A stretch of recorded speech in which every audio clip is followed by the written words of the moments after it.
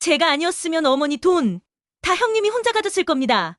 영희가 뻔뻔하게 소리쳤다. 너, 나까지 속였구나. 민호의 절규가 법정을 가득 채웠다. 어머니의 진짜 뜻은 형제들이 사이좋게 나누는 거였어요. 미영이가 증거 서류를 흔들며 외쳤다. 순간 모든 진실이 밝혀지는 순간 가족을 파괴하려던 악의가 낱낱이 드러났다. 내 유산 때문에 너희가 이렇게 변할 줄은 몰랐다. 오늘 사연 시작하기 전에 무료 버튼인 구독과 좋아요 눌러주세요. 그러면 여러분에게 복이 찾아옵니다.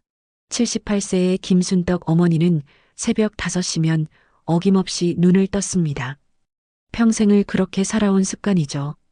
허리를 구부정하게 굽히며 일어나 창문을 열면 전통시장에서 흘러오는 생선 비린내와 나물 우리는 냄새가 코끝을 스쳤습니다. 이 냄새야말로 순떡 어머니에게는 삶의 향기였어요. 아이고, 오늘도 또 하루가 시작이구나. 순덕 어머니는 혼잣말을 중얼거리며 낡은 앞치마를 두르고 부엌으로 향했습니다. 50년 넘게 전통시장에서 나물과 젓갈을 팔며 자식 셋을 키워낸 억척스러운 여인이죠. 굽은 등과 거칠어진 손이 그 세월을 고스란히 말해주고 있었어요. 손가락 마디마디에 새겨진 주름과 굳은 살은 평생 고생한 증거였습니다. 아침 6시 순떡 어머니는 시장으로 향했습니다. 좁은 골목길을 걸으며 단골 아주머니들과 인사를 나누는 일상이 시작되죠. 순떡 씨, 오늘도 일찍 나왔네요. 그러게 말이야. 나이가 들수록 잠이 없어져. 시장 한복판에 자리 잡은 순떡 어머니의 좌판은 언제나 정갈했습니다. 직접 담근 김치와 젓갈, 산에서 캐온 나물들이 가지런히 놓여 있었어요. 손님들은 순떡 어머니의 인품을 믿고 물건을 샀습니다. 어머니, 이 무김치 얼마예요? 5,000원이야. 내가 직접 담갔으니까 맛있을 거야. 그럼 2포기 주세요. 이렇게 하루 종일 장사를 하며 번 돈으로 자식들을 키웠죠.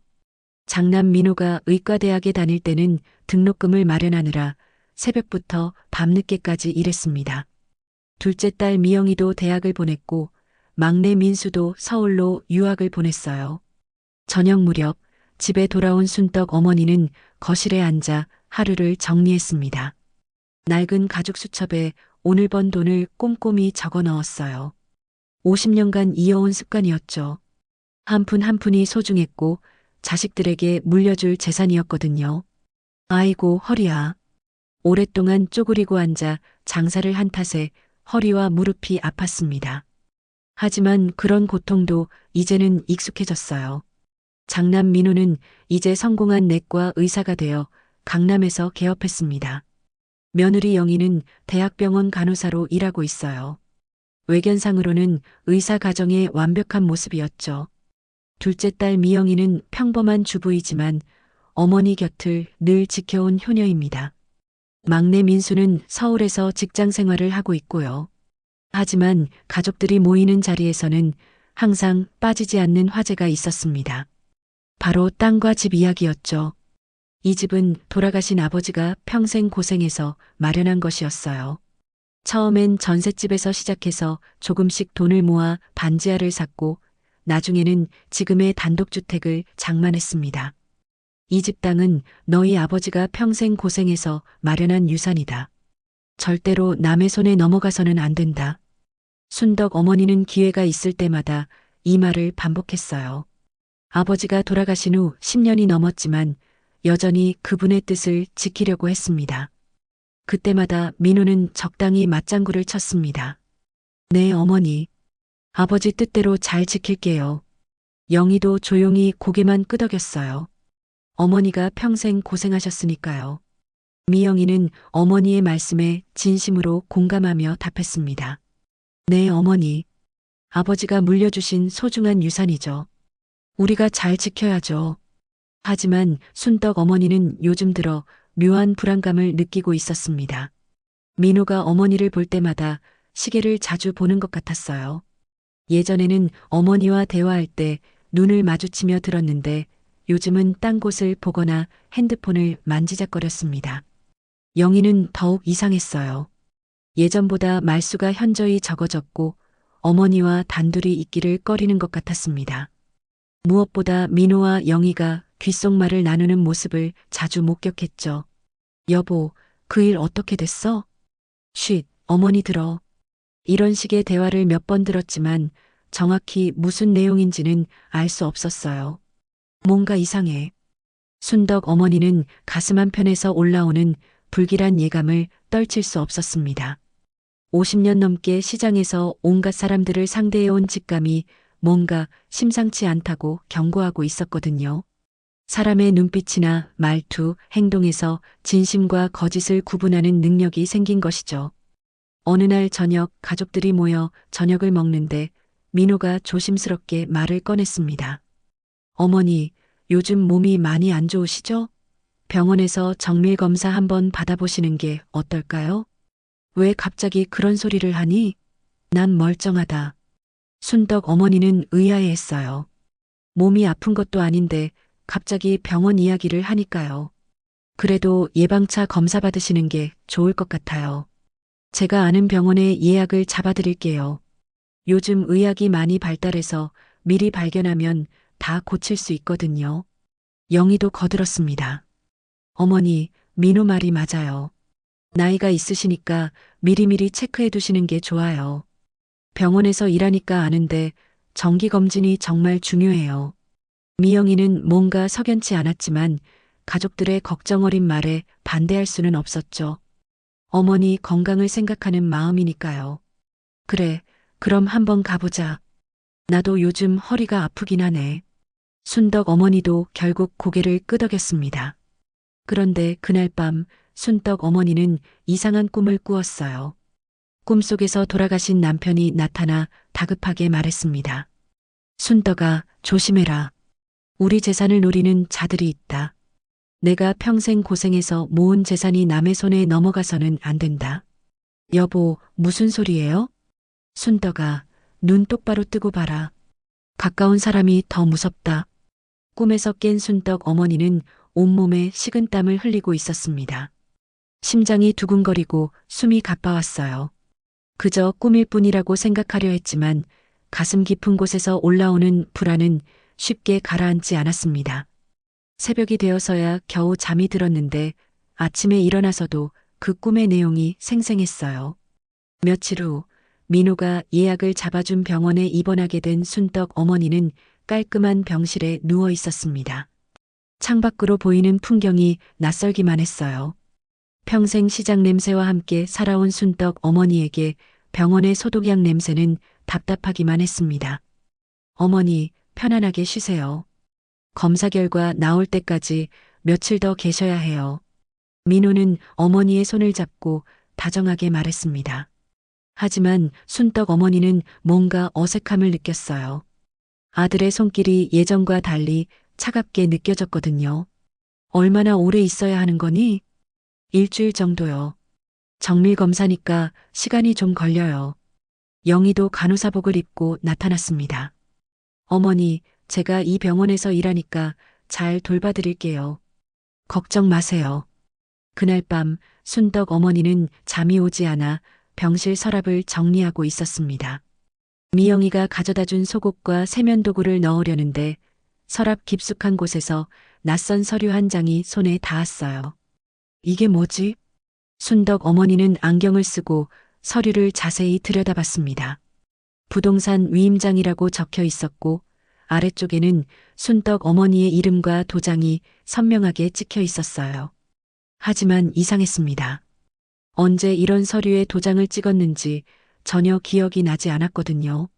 내가 언제 이런 걸 했지? 순덕 어머니는 서류를 여러 번 읽어봤지만 이해할 수 없었습니다. 어려운 법률 용어들이 가득했고 자신의 재산을 누군가에게 위임한다는 내용 같았어요. 하지만 정확히 누구에게 위임하는 건지 언제 작성한 건지 전혀 모르겠더라고요. 다음 날 아침 미영이가 과일을 들고 병문안을 왔습니다. 순덕 어머니는 서류를 보여주며 물었어요. 미영아, 이게 뭔지 알겠니? 미영이는 서류를 받아들고 찬찬히 읽어봤습니다. 얼굴이 점점 굳어지더니 깜짝 놀란 표정을 지었어요. 어머니, 이게 어디서 나온 거예요? 병실 서랍에서 찾았는데 내가 언제 이런 걸 했는지 모르겠어. 이건 부동산 위임장이에요. 어머니 재산을 누군가에게 관리하라고 맡기는 서류예요. 미영이의 목소리가 떨렸습니다. 어머니가 이런 중요한 서류에 도장을 찍었다는 게 믿어지지 않았거든요. 그럼 형한테 물어보자. 마침 민호가 병실로 들어왔습니다. 미영이는 서류를 들고 다가갔어요. 형, 이게 뭐예요? 민호는 서류를 받아보더니 대수롭지 않게 대답했습니다. 아, 그거요? 어머니가 직접 사인하신 거예요. 언제요? 지난주에요. 어머니, 기억 안 나세요? 제가 말씀드렸잖아요. 나이도 있으시고 혹시 모를 상황에 대비해서 미리 정리해 두는 게 좋다고요. 순덕 어머니는 고개를 저었습니다. 그런 기억이 전혀 없었거든요. 아니야, 나는 그런 도장 찍은 기억이 없다. 순덕 어머니는 손을 들어 떨리며 말했습니다. 자신의 기억을 의심하기 시작했어요. 정말 나이가 들어서 깜빡한 건 아닐까 하는 생각이 들었거든요. 그러자 영희가 갑자기 끼어들었습니다. 어머니, 기억력이 요즘 부쩍 흐려지셨잖아요. 어제 저녁에 뭘 드셨는지도 기억 못 하시면서요. 영희의 말에 순덕 어머니는 당황했습니다. 정말 자신의 기억력에 문제가 있는 건 아닐까 싶었어요. 그래도 이런 중요한 일을. 어머니, 걱정 마세요. 저희가 다 알아서 할게요. 어머니는 편안히 쉬세요. 민호는 서류를 가져가며 안심시켰습니다. 하지만 순덕 어머니는 마음이 편하지 않았어요. 미영이도 뭔가 이상하다는 생각이 들었습니다. 어머니는 평소에 작은 일도 꼼꼼히 기억하시는 분이었거든요. 시장에서 장사할 때도 누가 언제 얼마를 샀는지 정확히 기억하셨어요. 형, 정말 어머니가 직접 하신 거예요? 당연하죠. 제가 거짓말할 이유가 있나요? 민호의 대답은 단호했지만 미영이는 여전히 의심스러웠습니다. 그날 저녁 순덕 어머니는 혼자 생각에 잠겼습니다. 정말 자신이 그런 서류에 도장을 찍었을까요? 아무리 생각해도 기억이 나지 않았어요. 그런데 아들이 거짓말할 이유도 없고 며느리도 같은 말을 하니까 자신의 기억력을 의심할 수밖에 없었습니다. 내가 정말 늙었나? 순덕 어머니는 한숨을 내쉬었습니다. 나이가 들면서 기억력이 떨어진다는 말을 들어봤지만 자신에게 그런 일이 일어날 줄은 몰랐어요. 다음 날 간호사가 와서 말했습니다. 어머니, 오늘부터 며칠 더 정밀 검사를 받으셔야 해요. 혹시 치매 검사도 함께 받아보시는 게 어떨까요? 치매 검사요? 네, 요즘 기억력이 많이 떨어지신다고 하셔서요. 의사 선생님이 권하셨어요. 순덕 어머니는 충격을 받았습니다. 치매라는 단어가 머릿속에서 맴돌았어요. 정말 자신에게 그런 병이 생긴 건 아닐까 하는 두려움이 밀려왔습니다. 그 순간 순덕 어머니는 직감했습니다. 뭔가 조작된 게 있다는 것을요. 하지만 정확히 무엇인지 누가 그런 일을 하는 건지 알 수 없었어요. 다만 가슴 깊은 곳에서 올라오는 불안감만이 점점 커져갔습니다. 내가 정말 바보가 된 건가? 아니면 누군가 나를 속이고 있는 건가? 순덕 어머니는 밤새 이런 생각에 잠을 이루지 못했습니다. 창밖으로 보이는 도시의 불빛들이 흐릿하게 번져 보였어요.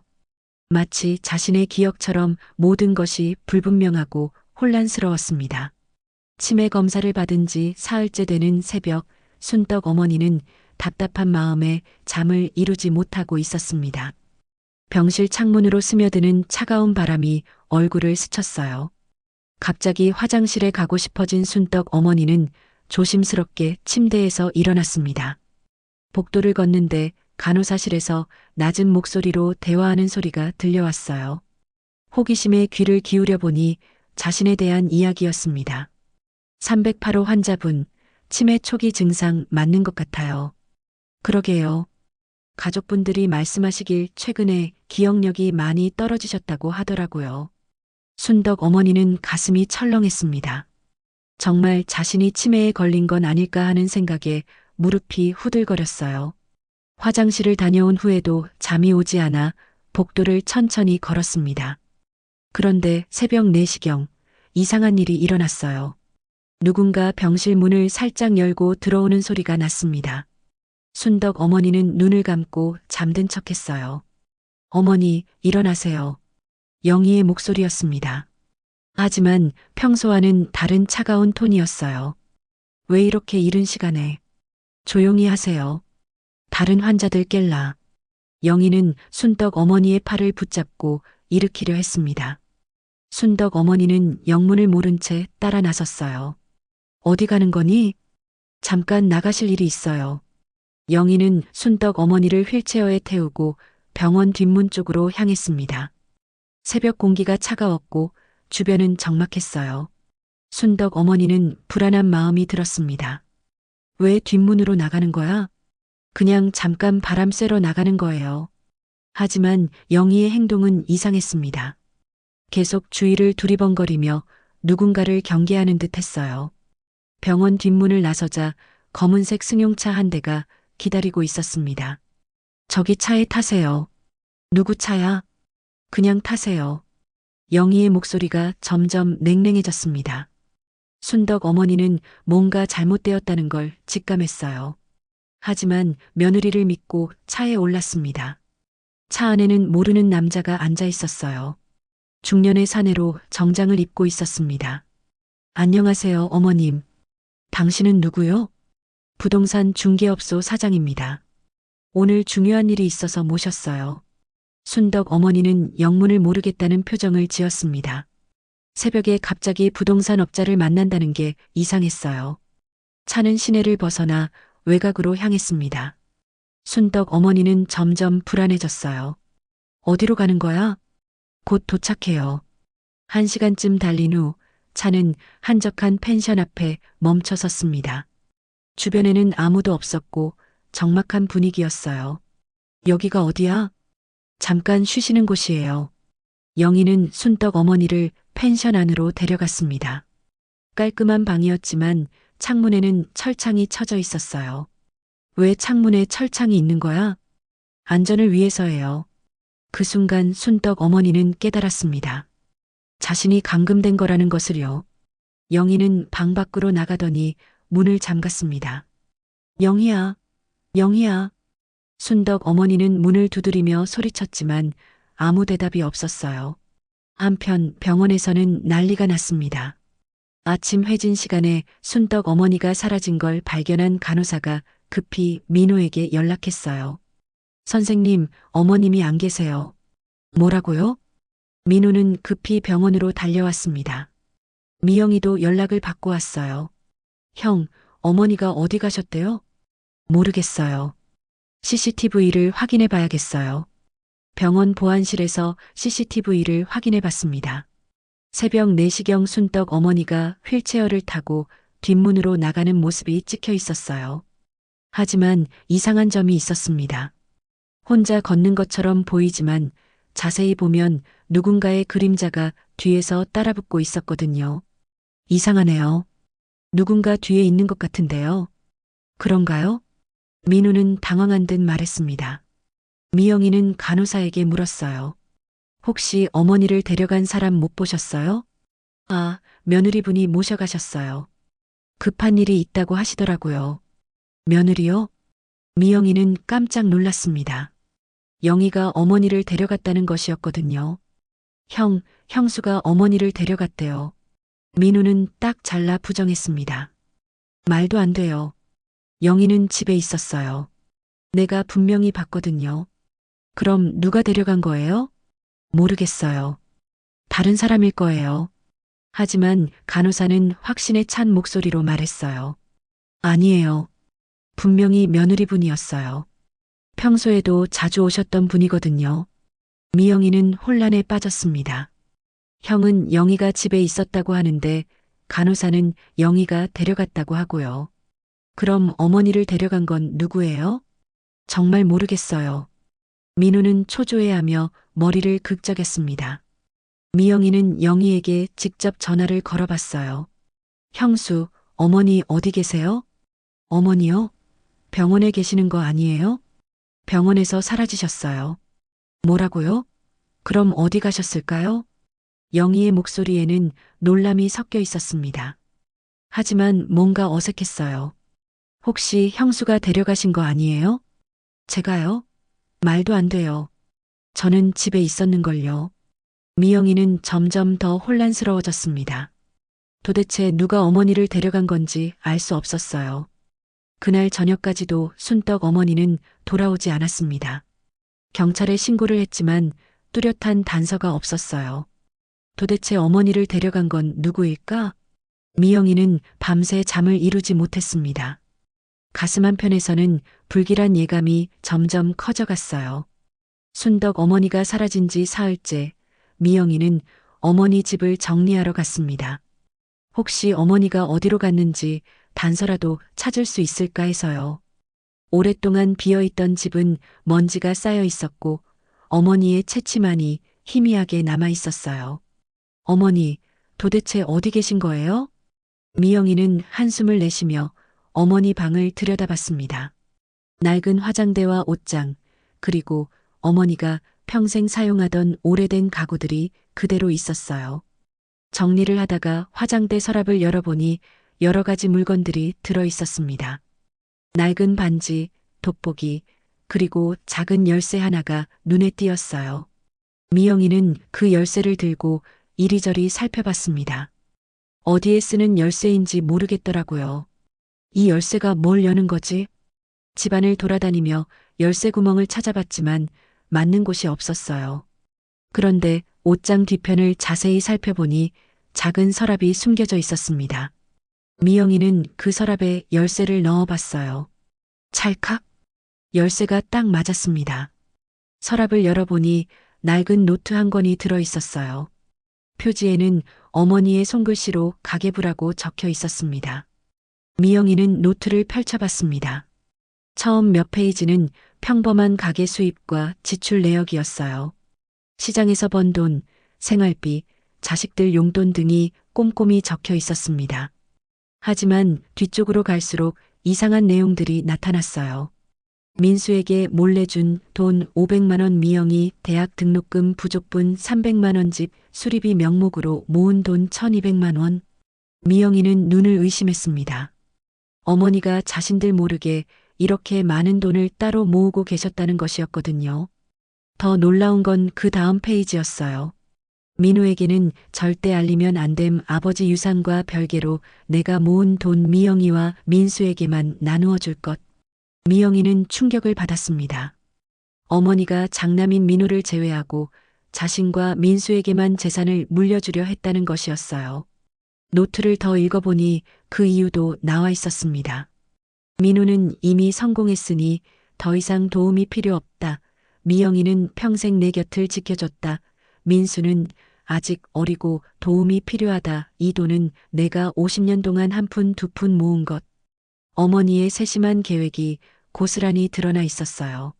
아버지의 유산인 집과 땅은 전통적으로 장남이 물려받되 어머니가 평생 모은 돈은 둘째와 막내에게 주려 했던 것이죠. 그런데 노트 마지막 페이지에는 걱정스러운 내용이 적혀 있었어요. 민호가 눈치챈 것 같다. 영희가 자꾸 돈 이야기를 한다. 내 통장을 보려고 한다. 조심해야겠다. 미영이는 손이 떨렸습니다. 어머니가 이미 형과 형수의 속셈을 알고 계셨던 것이었어요. 그 순간 현관문이 열리는 소리가 났습니다. 미영이는 깜짝 놀라 노트를 품에 안고 숨었어요. 아무도 없나? 민호의 목소리였습니다. 발걸음 소리가 점점 가까워졌어요. 이상하네. 분명히 불이 켜져 있었는데. 민호는 집안을 둘러보며 중얼거렸습니다. 미영이는 숨을 죽이고 있었어요. 여보, 아무도 없어요. 영희의 목소리도 들렸습니다. 두 사람이 함께 온 것이었어요. 그럼 어서 찾아봐요. 어머니가 돈을 어디에 숨겨뒀는지. 통장이나 현금이 어디 있을까요? 미영이는 귀를 의심했습니다. 형과 형수가 어머니 몰래 집에 와서 재산을 찾고 있었던 것이에요. 어머니 방부터 뒤져보자. 두 사람은 어머니 방으로 들어갔습니다. 서랍을 열고 닫는 소리, 옷장을 뒤지는 소리가 들렸어요. 여기 숨겨진 서랍이 있어요. 열쇠 구멍이 있는데 잠겨 있네. 열쇠는 어디 있을까요? 화장대 서랍에서 찾아봐요. 미영이는 자신이 이미 열쇠를 가지고 있다는 걸 깨달았어요. 다행히 노트도 가져왔고요. 열쇠가 없네요. 어디 갔을까요? 분명히 어딘가에 있을 텐데. 나중에 다시 와서 찾아봅시다. 두 사람은 한참을 더 뒤진 후에야 집을 나갔습니다. 미영이는 그들이 완전히 떠날 때까지 기다렸다가 조심스럽게 나왔어요.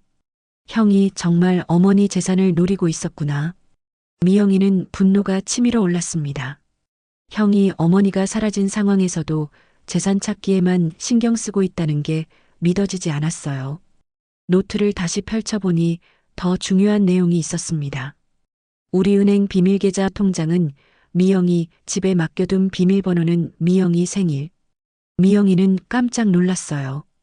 어머니가 자신의 집에 통장을 맡겨뒀다는 것이었거든요. 급히 집으로 돌아가 이것저것 뒤져봤습니다. 옷장 깊숙이 숨겨져 있던 봉투에서 통장 하나를 발견했어요. 어머니 명의의 우리은행 통장이었습니다. 잔액을 확인해 보니 3천만 원이 들어 있었어요. 이렇게 많은 돈을 어머니가 평생 한 푼, 두 푼 모은 돈이었습니다. 그런데 이 사실을 형이 이미 눈치챘다는 게 문제였어요. 어머니가 사라진 것도 이와 관련이 있을 거라는 생각이 들었습니다. 미영이는 노트를 다시 읽어봤어요. 어머니의 마지막 기록이 눈에 띄었습니다. 만약 내게 무슨 일이 생기면 미영이가 이 돈을 지켜야 한다. 민호와 영희를 조심해라. 그들은 이미 내 재산을 노리고 있다. 어머니가 마치 무슨 일이 일어날 걸 예상하고 미리 적어둔 것 같았어요. 어머니, 정말 형과 형수 때문에 사라지신 건가요? 미영이는 불안한 마음을 감출 수 없었습니다. 형이 정말 어머니의 재산을 빼앗으려고 무슨 짓을 저질렀을 수도 있다는 생각이 들었거든요. 그날 밤 미영이는 노트와 통장을 안전한 곳에 숨겨두었습니다. 어머니가 평생 모은 소중한 재산을 지켜야 한다는 사명감이 들었어요. 어머니가 사라진 지 일주일째 되는 날 미영이는 어머니를 찾기 위해 평소 자주 가시던 전통시장으로 향했습니다. 혹시라도 어머니가 습관적으로 그곳에 나타나실지도 모른다는 희망을 품고 있었어요. 시장 입구에 들어서자 정겨운 냄새가 코끝을 스쳤습니다. 생선 비린내와 나물 우리는 냄새, 그리고 각종 향신료 냄새가 뒤섞인 그 특유의 시장 냄새였어요. 어머니가 50년 넘게 몸담고 살아온 터전이었죠. 순덕 씨 딸 아니야? 어머니는 어디 계셔? 단골 아주머니들이 미영이를 알아보고 반갑게 인사했습니다. 어머니 못 보셨어요? 며칠 전부터 연락이 안 돼서요. 아니, 못 봤는데? 요즘 많이 편찮으시다고 하던데. 미영이는 실망스러운 마음으로 시장 곳곳을 돌아다녔어요. 어머니가 평생 장사했던 그 자리도 가봤지만 텅 비어 있을 뿐이었습니다. 그런데 시장 끝자락 골목을 돌아서는 순간 미영이는 자신의 눈을 의심했어요.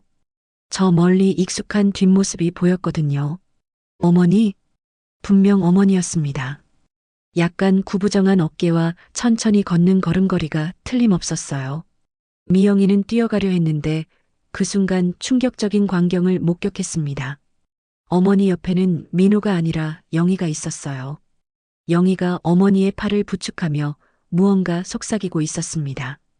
거리가 멀어서 정확히 들리지는 않았지만 영희의 표정이 심상치 않았어요. 미영이는 들키지 않으려고 조심스럽게 가까이 다가갔습니다. 상점 뒤편에 숨어서 두 사람의 대화를 엿들었어요. 어머니, 이제 저만 믿으세요. 영희의 목소리였습니다. 평소보다 훨씬 다정하고 감미로운 톤이었어요. 그이는 어머니 재산을 다 자기 혼자 차지하려 했어요. 제가 다 봤거든요. 미영이는 귀를 의심했습니다. 영희가 민호를 배신하고 있다는 것이었거든요. 정말이냐? 순덕 어머니의 약한 목소리가 들렸습니다. 네, 정말이에요. 어머니가 병원에 계실 때 몰래 집에 와서 어머니 재산을 찾아다녔어요. 저한테는 어머니 병문안 간다고 거짓말하고 말이에요. 아이고, 내가 그런 줄도 모르고. 어머니, 이제 그이는 믿으시면 안 돼요. 저만 믿으세요. 제가 어머니를 지켜드릴게요. 미영이는 온몸에 소름이 돋았어요. 영희가 형을 배신하면서까지 어머니의 재산을 노리고 있다는 것이 믿어지지 않았습니다. 그럼 넌 내 편이구나? 당연하죠. 저는 처음부터 어머니 편이었어요. 그이가 어머니를 어떻게 생각하는지 제가 다 알거든요. 영희의 말에 순떡 어머니는 고개를 끄덕였어요. 하지만 표정이 밝지는 않았습니다. 그래도 넌 내 아들 와이프잖니. 괜찮겠니? 어머니, 제가 그이와 결혼한 건 사랑해서가 아니었어요. 안정된 생활을 원해서였죠. 하지만 이제는 어머니가 더 소중해요. 미영이는 충격에 빠졌습니다. 영희가 이런 사람이었다니 상상도 못했어요. 어머니, 우리 다른 곳으로 가요. 여기 있으면 그이가 찾을 거예요. 어디로 가는데? 제가 알아본 조용한 곳이 있어요. 거기서 앞으로 어떻게 할지 천천히 생각해 보세요. 두 사람이 자리에서 일어났습니다.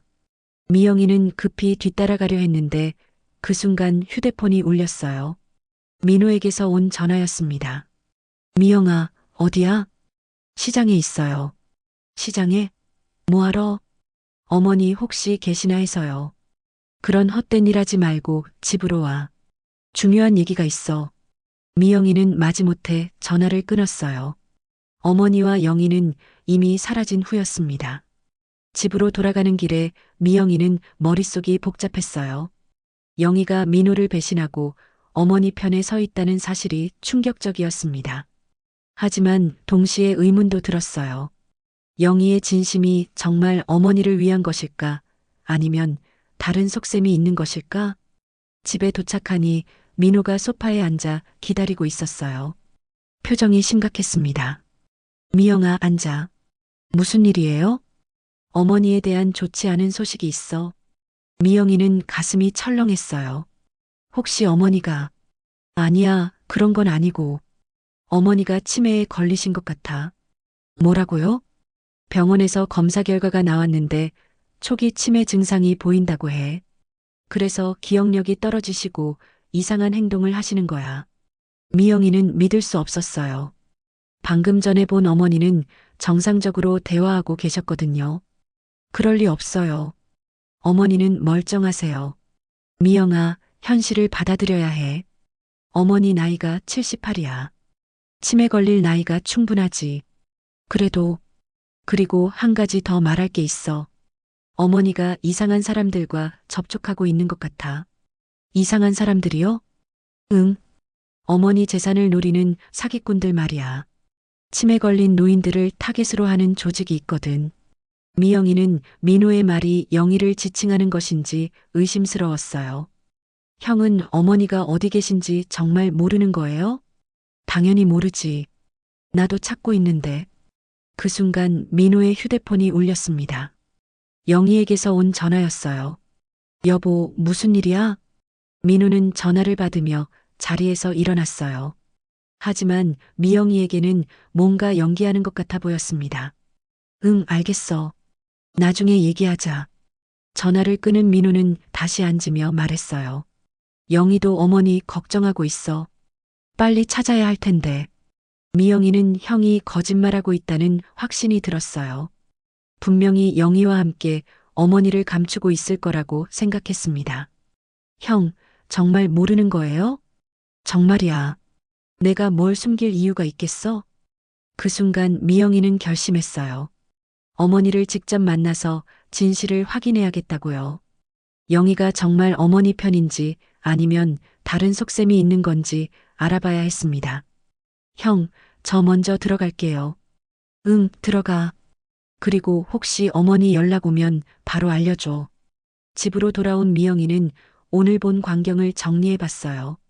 영희가 어머니를 설득하는 모습, 민호를 배신한다는 말, 그리고 어머니를 다른 곳으로 데려가려는 계획까지. 모든 것이 혼란스러웠습니다. 도대체 누가 진짜적인 거지? 미영이는 어머니의 비밀 노트를 다시 꺼내 읽어봤어요. 어머니가 민호와 영희를 모두 조심하라고 했던 말이 새삼 의미 깊게 다가왔습니다. 어머니, 정말 둘 다 믿으면 안 되는 건가요? 미영이는 밤새 잠을 이루지 못했습니다. 어머니와 영희의 대화가 계속 머릿속을 맴돌았어요. 영희가 정말 어머니를 위해서 그런 행동을 하는 건지 아니면 자신만의 속셈이 있는 건지 알 수가 없었습니다. 다음 날 아침 미영이는 변호사 사무실을 찾아갔어요. 어머니가 서명했다는 부동산 위임장을 정확히 분석해 보고 싶었거든요. 오래된 건물 3층에 있는 작은 변호사 사무실이었습니다. 안녕하세요. 김미영입니다. 전화로 예약했었는데요. 아, 네. 들어오세요. 중년의 변호사가 반갑게 맞아주었어요. 미영이는 가져온 서류를 책상 위에 펼쳐놓았습니다. 이 서류가 진짜인지 확인해 주실 수 있나요? 변호사는 안경을 쓰고 서류를 자세히 살펴봤습니다. 한참을 들여다보더니 고개를 갸우뚱했어요. 이상하네요. 뭐가 이상한가요? 이 도장이 좀 어색해 보입니다. 보통 어르신들은 도장을 찍을 때 힘이 고르지 않아서 번지거나 흐릿한 부분이 있거든요. 그런데 이 도장은 너무 깔끔하고 정확해요. 변호사는 돋보기를 가져와 더 자세히 관찰했습니다. 그리고 서명 필적도 의심스럽습니다. 어머님이 평소에 쓰시던 글씨체와 다른 것 같은데요. 그럼 위조일 가능성이 있다는 말씀이세요? 가능성이 높습니다. 하지만 정확한 확인을 위해서는 필적 감정을 받아보셔야 해요. 미영이는 가슴이 뛰었어요. 정말로 누군가 어머니 명의를 도용해서 서류를 조작한 것 같았거든요. 그런데 더 놀라운 건 이거예요. 변호사는 서류 뒷면을 가리켰습니다. 이 서류의 작성 날짜를 보세요. 지난달 15일로 되어 있는데 이 도장의 잉크는 최근에 찍힌 것 같습니다. 어떻게 알 수 있나요? 잉크의 색깔과 번짐 정도로 판단할 수 있어요. 이 도장은 아마 일주일 전쯤 찍힌 것 같습니다. 미영이는 충격을 받았어요. 그러면 어머니가 병원에 입원한 후에 누군가 이 서류를 조작했다는 말이었거든요. 그리고 한 가지 더요. 이 서류를 작성한 부동산 중개업소를 확인해 봤는데 최근에 환자들을 상대로 부동산 사기를 벌이다가 문제가 된 곳이에요. 정말요? 네. 주로 치매나 인지 능력이 떨어진 어르신들을 타깃으로 해서 재산을 빼돌리는 수법을 쓰더라고요. 변호사는 컴퓨터를 켜서 관련 기사를 보여줬습니다. 화면에는 영희의 사진이 떠 있었어요. 이 간호사가 그 조직의 일원이라고 의심받고 있습니다. 미영이는 입을 다물 수 없었어요. 영희가 이런 일에 연루되어 있다니 상상도 못했거든요. 이 간호사는 병원에서 일하면서 환자들의 정보를 빼내서 사기 조직에 넘겨주는 역할을 했어요.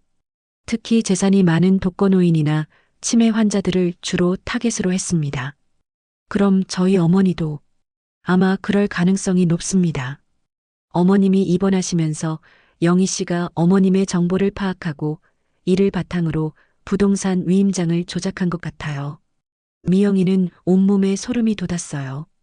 영희가 처음부터 어머니의 재산을 노리고 접근했다는 것이었거든요. 그런데 더 충격적인 사실이 있어요. 변호사는 다른 서류를 꺼내 보여줬습니다. 영희 씨는 과거에도 비슷한 사건에 연루된 적이 있어요. 다른 병원에서 일할 때 환자 가족들과 재산 분쟁이 있었거든요. 서류에는 영희의 과거 경력이 자세히 나와 있었어요. 세 개의 다른 병원을 옮겨 다니면서 매번 비슷한 문제를 일으켰다고 되어 있었습니다. 이 사람은 거의 전문적으로 이런 일을 해왔다고 보시면 됩니다. 미영이는 분노가 치밀어 올랐어요. 영희가 민호와 결혼한 것도 모두 계획된 일이었을 수도 있다는 생각이 들었거든요. 그럼 제 형도 이 일에 연루된 건가요? 글쎄요. 단순히 속은 것일 수도 있고 공모했을 수도 있어요. 하지만 서류상으로는 영희 씨가 주도한 것 같습니다. 변호사는 또 다른 서류를 꺼냈습니다. 이건 더 충격적인 내용인데요. 뭔가요? 영희 씨가 어머님을 다른 곳으로 옮긴 것도 이 조직의 수법이에요. 환자를 격리시켜서 가족들과 연락을 차단한 다음 그 사이에 재산을 빼돌리는 거죠. 미영이는 무릎이 후들거렸어요. 어머니가 지금 위험한 상황에 처해 있을 수도 있다는 생각이 들었거든요. 그럼 어머니를 빨리 찾아야 해요. 네, 그런데 조심하셔야 해요. 이 조직은 상당히 치밀하게 조직화되어 있거든요. 변호사는 미영이에게 경찰서에 신고하라고 조언했습니다. 하지만 미영이는 망설여졌어요. 만약 형도 이 일에 연루되어 있다면 가족이 모두 망가질 수도 있었거든요. 변호사 사무실을 나온 미영이는 카페에 앉아 생각에 잠겼습니다. 영희가 정말 사기꾼이라면 어머니가 지금 위험한 상황에 있을 수도 있었어요. 그때 휴대폰이 울렸습니다. 모르는 번호였어요. 여보세요? 미영아, 나야. 어머니의 목소리였습니다. 미영이는 깜짝 놀랐어요. 어머니, 어디 계세요? 지금 말할 수 없고 너만 나와라. 혼자서 어디로 가요? 전통시장 뒷골목 구멍가게. 아무한테도 말하지 마라. 전화가 끊어졌습니다. 미영이는 급히 시장으로 향했어요. 시장 뒷골목은 어둡고 한적했습니다. 구멍가게 앞에 도착하니 어머니가 마스크를 쓰고 기다리고 있었어요. 어머니, 미영이는 어머니를 꼭 안았습니다. 미영아, 우리 집에 가면 안 된다. 위험해. 무슨 말씀이세요? 내 형만 나쁜 게 아니야. 내 형수도 내 재산을 노린다. 순덕 어머니는 떨리는 목소리로 말했습니다. 형수가 어머니를 속였나요? 그래. 처음에는 내 형을 배신한다고 하더니 나중에는 내 재산을 자기가 관리하겠다고 하더라고. 미영이는 예상했던 대로였다는 생각이 들었어요. 어머니, 이제 어떻게 하시려고요? 미영아, 넌 내가 믿을 수 있는 유일한 사람이야. 내 재산을 지켜줘. 순덕 어머니는 미영이의 손을 꼭 잡고 말했습니다. 민호도 영희도 다 내 재산만 노리고 있어. 이제는 내가 나를 지켜야 한다. 미영이는 어머니를 안전한 곳으로 모시고 가야겠다고 생각했어요. 하지만 어디로 가야 할지 막막했습니다. 미영이는 어머니를 자신의 집으로 모셨습니다.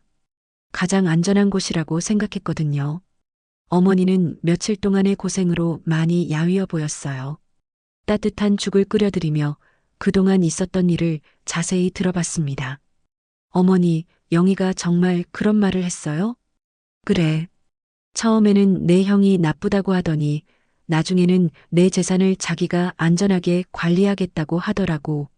순덕 어머니는 떨리는 목소리로 말했습니다. 영희가 나를 어떤 펜션 같은 곳에 가뒀어. 거기서 며칠 동안 나를 설득했지. 뭐라고 설득했는데요? 민호가 내 재산을 다 혼자 차지하려 한다고. 그러니까 나는 영희를 믿고 재산을 맡기라고 했어. 미영이는 분노가 치밀어 올랐어요. 영희가 정말 치밀하게 어머니를 속이고 있었던 것이죠. 그래서 어떻게 하셨어요? 처음에는 그 말을 믿었지. 내 형이 정말 그럴 수도 있다고 생각했거든. 하지만 시간이 지나니까 영희도 똑같더라고. 어머니는 한숨을 내쉬었습니다. 영희가 나한테 통장과 도장을 내놓으라고 했어. 그래서 이상하다는 생각이 들었지. 그래서요? 그래서 거짓말했어. 통장은 은행 금고에 맡겨뒀다고. 그랬더니 영희가 갑자기 화를 내더라고. 순덕 어머니의 말에 미영이는 소름이 돋았어요. 영희의 본성이 드러난 순간이었겠죠. 어머니, 정말 고생 많으셨어요. 미영아, 이제 어떻게 해야 할까? 미영이는 변호사에게서 들은 이야기를 어머니께 말씀드렸어요.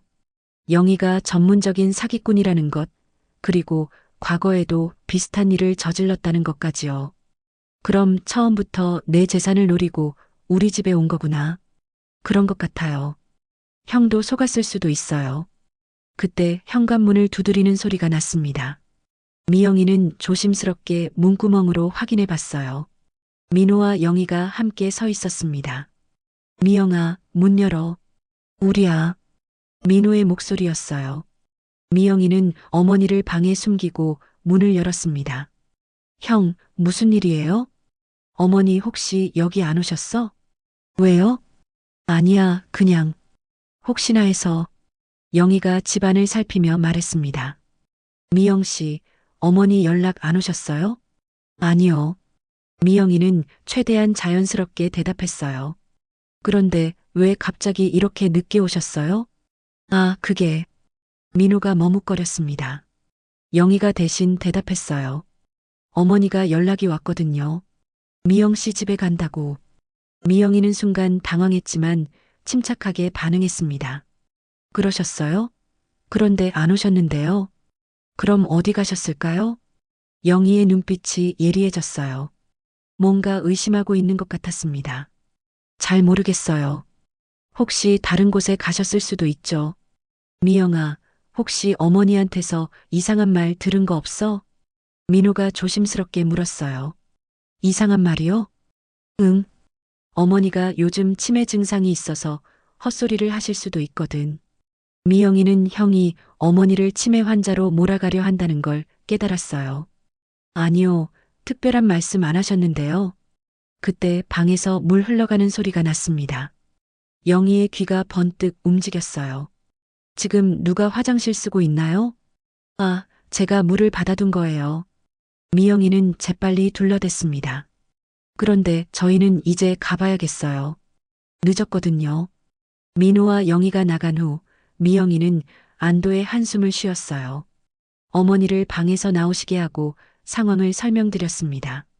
어머니, 이제 제대로 대결해야 할 것 같아요. 무슨 말이니?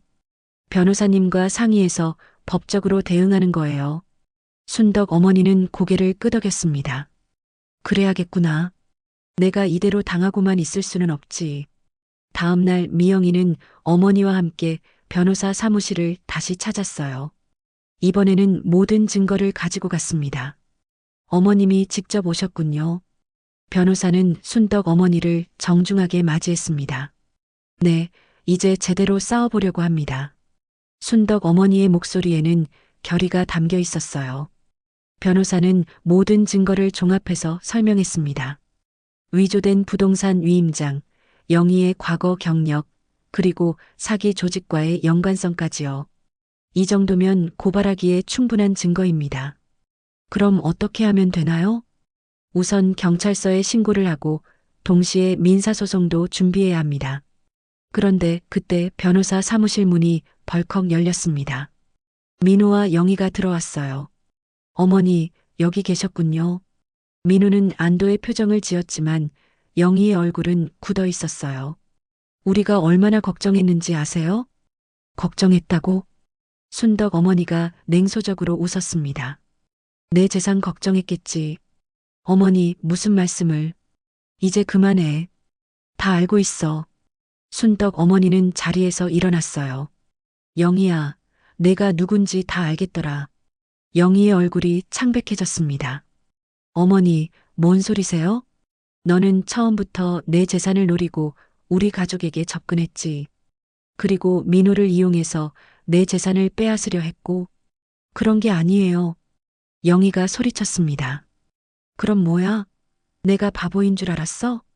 순덕 어머니의 목소리가 떨렸어요. 분노와 실망이 뒤섞인 목소리였습니다. 어머니, 진정하세요. 민호가 나섰지만 순덕 어머니는 들은 척도 하지 않았어요. 민호야, 너도 마찬가지야. 내가 치매 걸렸다고? 내 정신이 온전하다는 걸 지금 보여주고 있잖니. 민호는 할 말을 잃었습니다. 변호사가 나서서 말했어요. 모든 증거가 다 나왔습니다. 부동산 위임장 위조, 환자 개인정보 이용, 감금까지. 이제 법정에서 해결하시죠. 영희가 갑자기 뻔뻔하게 말했습니다. 좋아요. 제가 아니었으면 어머니 돈 다 민호가 혼자 가졌을 거예요. 차라리 제가 관리하는 게 나았을 텐데. 그 순간 민호가 소리쳤습니다. 너, 나까지 속였구나. 뭘 속였어요? 당신도 어머니 재산 탐내고 있었잖아요. 영희와 민호 사이에 실랑이가 벌어졌어요. 미영이는 증거 서류들을 꺼내며 외쳤습니다. 그만해요. 어머니의 진짜 뜻은 형제들이 사이좋게 나누는 거였어요. 누구 마음대로 빼돌려요? 그때 순덕 어머니가 힘겹게 일어나서 말했습니다. 내 유산 때문에 너희가 이렇게 변할 줄은 몰랐다. 하지만 이제는 내 뜻대로 하겠다. 모든 사람의 시선이 순덕 어머니에게 집중되었습니다. 한 달 후 법원에서는 영희의 사기 혐의에 대한 판결이 내려졌습니다. 부동산 위임장 위조, 환자 개인정보 남용, 그리고 감금 혐의까지 모두 유죄로 인정되었어요. 영희는 징역 2년을 선고받았고 병원에서도 즉시 해고되었습니다. 피고인은 의료진으로서의 신뢰를 악용하여 환자와 그 가족을 기만한 죄가 중대합니다. 판사의 엄중한 목소리가 법정에 울려 퍼졌어요. 영희는 끝까지 자신의 잘못을 인정하지 않았지만 증거는 너무나 명확했습니다. 법정을 나서는 영희를 바라보며 민호는 크게 무너졌습니다. 자신이 사랑했다고 생각했던 사람이 처음부터 자신과 가족을 이용만 했다는 사실이 견딜 수 없었거든요. 내가 정말 바보였구나. 민호는 법원 계단에 주저앉아 머리를 감쌌어요. 의사로서의 자존심도 장남으로서의 체면도 모두 무너진 느낌이었습니다. 미영이가 다가와 형의 어깨에 손을 올렸습니다. 형, 괜찮아요. 형도 피해자예요. 미영아, 미안하다. 정말 미안해.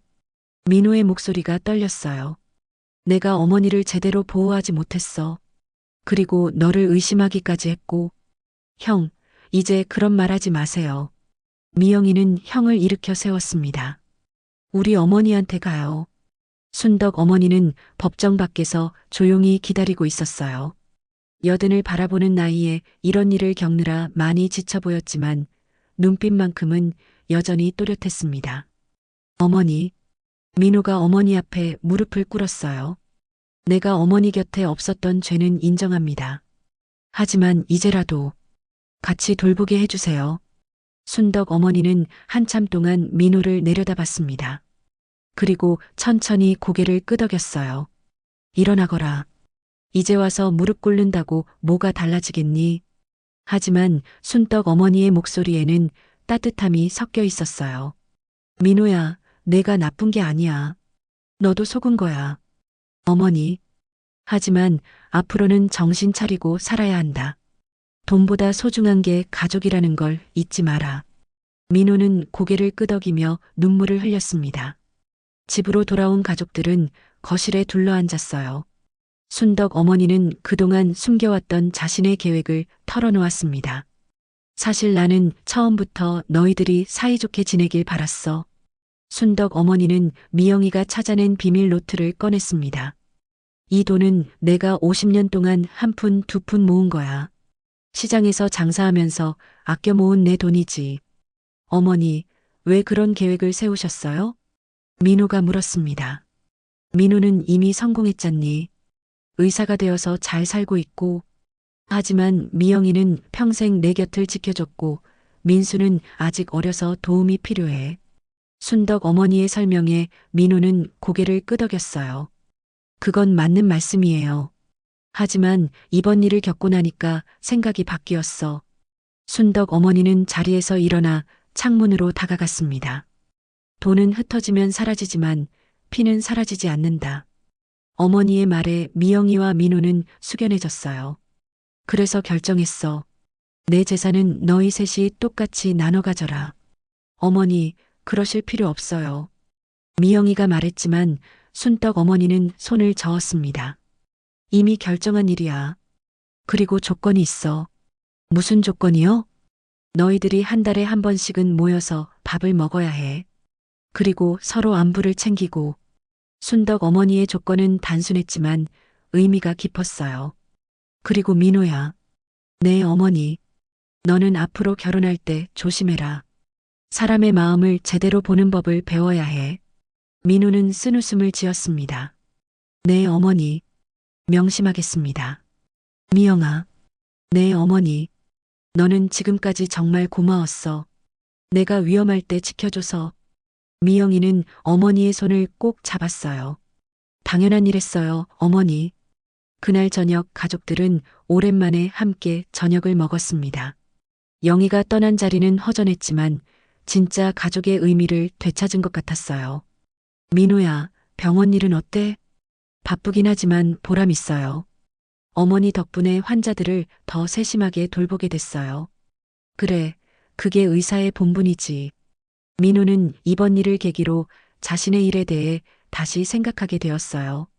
단순히 돈을 버는 수단이 아니라 정말 환자들을 치료하는 의미 있는 일이라는 걸 깨달았거든요. 그리고 어머니, 제가 매주 병문안 오겠어요. 내가 바쁜데 괜찮겠니? 괜찮아요. 가족이 우선이에요. 미영이도 말했습니다. 저도 어머니와 더 많은 시간을 보내려고 해요. 예전처럼 시장 구경도 같이 가고. 순덕 어머니는 흐뭇한 표정을 지었어요. 그래, 그럼 좋겠다. 몇 개월 후 순덕 어머니는 다시 전통시장에 나가기 시작했습니다. 예전처럼 장사를 하는 건 아니지만 오랜 단골들과 이야기를 나누며 시간을 보냈어요. 순덕 씨, 요즘 얼굴이 밝아 보이네요. 가족들이 자주 찾아와서 그래요. 실제로 민우는 약속대로 매주 어머니를 찾아뵈었고 미영이는 거의 매일 안부를 확인했습니다. 서울에 있는 막내 민수도 한 달에 한 번씩은 내려와서 어머니와 시간을 보냈어요. 어느 일요일 오후 가족들이 모두 모인 자리에서 순덕 어머니가 말했습니다. 이제야 진짜 가족 같구나. 어머니, 예전에도 가족이었잖아요. 민우가 웃으며 말했어요. 아니야. 예전에는 겉으로만 가족이었어. 서로를 정말 아끼고 사랑하는 마음이 부족했지. 순덕 어머니의 말에 모두가 공감했어요. 이번 일이 오히려 잘 된 것 같아요. 미영이가 말했습니다. 우리가 정말 소중한 게 뭔지 깨달았으니까요. 그래, 돈은 잃으면 다시 벌 수 있지만 가족은 잃으면 다시 찾기 어렵거든. 순덕 어머니는 자식들의 얼굴을 하나하나 바라봤어요. 각자의 얼굴에서 진심 어린 사랑을 확인할 수 있었습니다. 해가 저물어가는 창밖을 바라보며 순덕 어머니는 생각했어요. 78년의 인생에서 가장 힘든 시간이었지만 동시에 가장 값진 깨달음을 얻은 시간이기도 했다고요. 앞으로는 정말 행복하게 살자. 순덕 어머니의 말에 온 가족이 고개를 끄덕였습니다. 이제 진짜 새로운 시작이었어요. 돈이나 재산보다 더 소중한 것이 무엇인지 깨달은 가족의 새로운 출발 말입니다. 그날 밤 순덕 어머니는 오랜만에 편안한 잠을 잤습니다. 더 이상 누군가를 의심하거나 경계할 필요가 없었거든요. 진정한 가족의 품에서 느끼는 안전함과 따뜻함이 온몸을 감쌌습니다. 작은 위로와 따뜻한 응원이 전섞길 바랍니다. 앞으로도 삶을 함께 공감할 수 있는 이야기로 여러분 곁에 지키겠습니다. 댓글로 느끼신 감정을 남겨주시면 저에게 큰 힘이 됩니다. 구독과 좋아요로 함께 해주시길 부탁드리며 여러분의 하루가 늘 평안하기를 바랍니다.